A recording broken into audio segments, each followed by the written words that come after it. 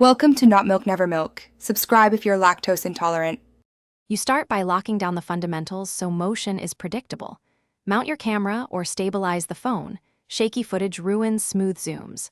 Once done, pick a consistent frame rate and choose focal length to control perspective. Make sure manual focus and exposure are set so the lens doesn't hunt mid-zoom. Place your first keyframe at the initial framing. This gives you exact control. These steps prevent surprises and make the next, more detailed adjustments straightforward.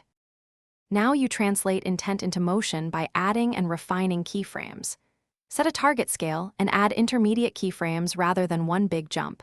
That avoids jarring speed changes.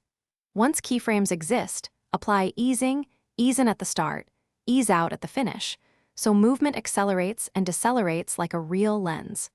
Make micro adjustments to position as you scale so composition stays pleasing. Also enable lens correction or slight blur to mask digital. Finish by polishing and validating the zoom so it reads smoothly on screen. Play the clip at full resolution and scrub slowly.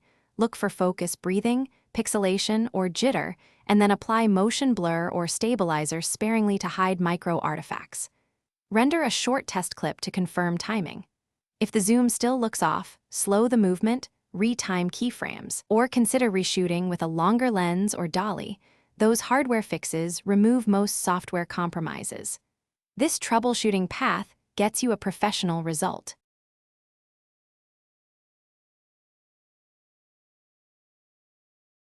Thanks for watching. If this was helpful, leave a like and consider subscribing. See you next time.